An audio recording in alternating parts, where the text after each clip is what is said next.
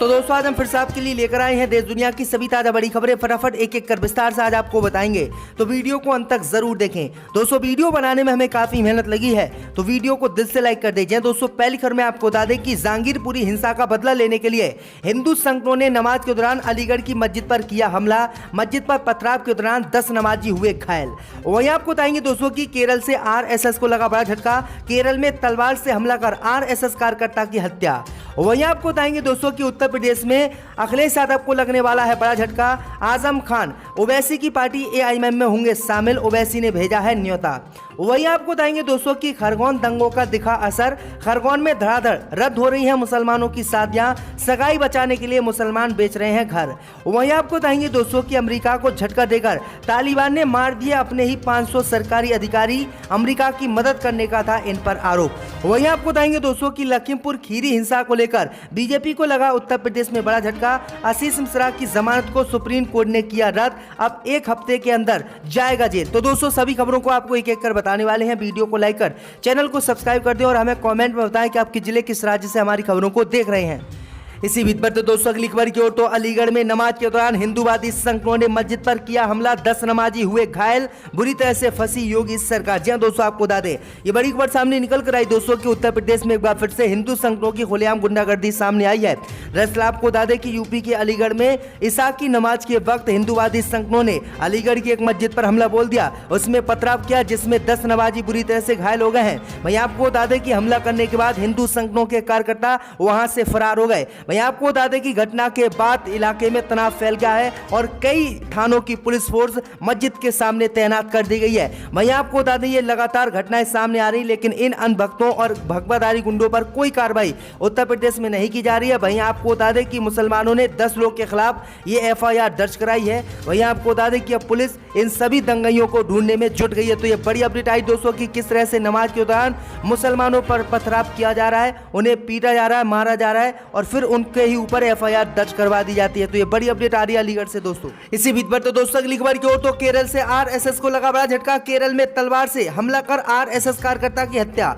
जी दोस्तों आपको बता दें कि केरल से आज आरएसएस को बड़ा झटका लगा है। केरल में तलवार से हमला करके आरएसएस के कार्यकर्ता की हत्या कर दी गई है, जिसके बाद बीजेपी बुरी तरह से केरल में भड़की हुई है। दरअसल आपको बता दें कि यह घटना केरल के पलक्कड़ की है। केरल के पलक्कड़ में शनिवार दोपहर एक गिरोह ने आरएसएस के कार्यकर्ता की हत्या कर दी, पुलिस ने ये जानकारी दी। मैं आपको बता दें कि आरएसएस का कार्यकर्ता श्रीनिवास 45 वर्षीय है, वह एक दुकान चलाता था और वहीं आपको बता दें कि उसकी दुकान पर ही यह हमला उस पर किया गया था। तो ये बड़ी अपडेट आ रही, भाजपा को बड़ा झटका आरएसएस के साथ लगा है। इसी बीच पर तो दोस्तों अगली खबर की ओर, तो अखिलेश यादव से नाराज आजम खान थामेंगे एआईएमएम का दामन, असुद्दीन ओवैसी ने पत्र भेजकर दिया न्योता।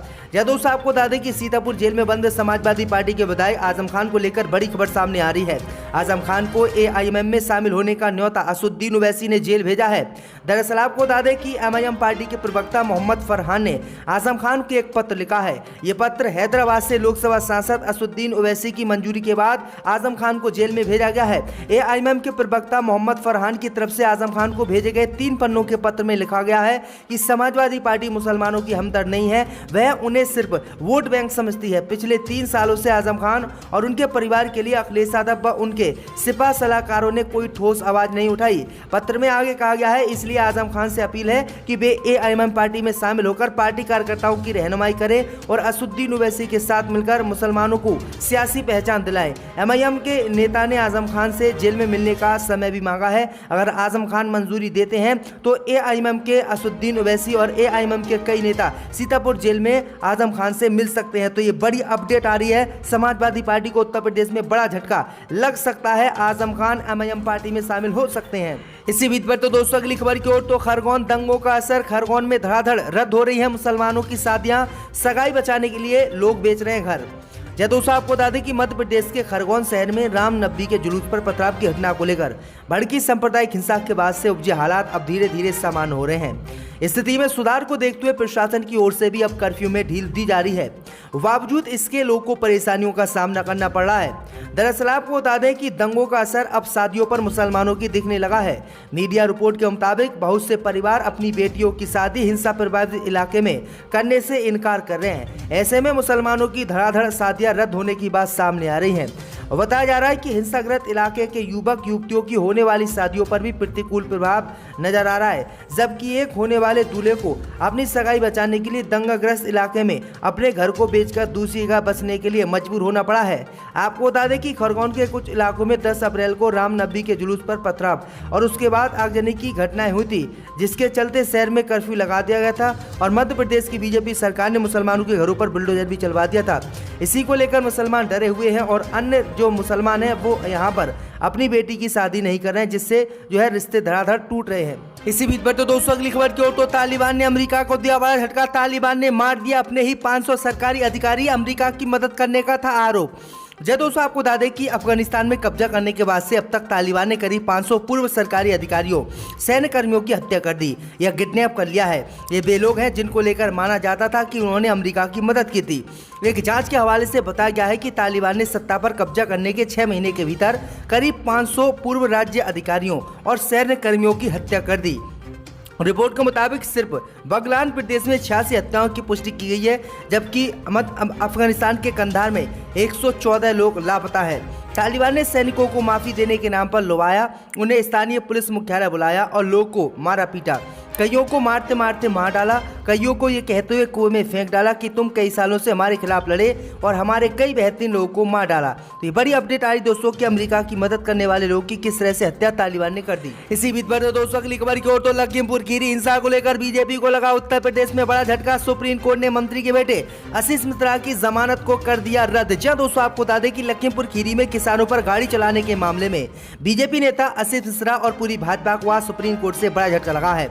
दरअसल आपको बता दें कि लखीमपुर खीरी मामले में आरोपी आशीष मिश्रा की जमानत को चुनौती देने वाली याचिका पर सुनवाई के दौरान सुप्रीम कोर्ट ने आरोपी को बड़ा झटका दिया है।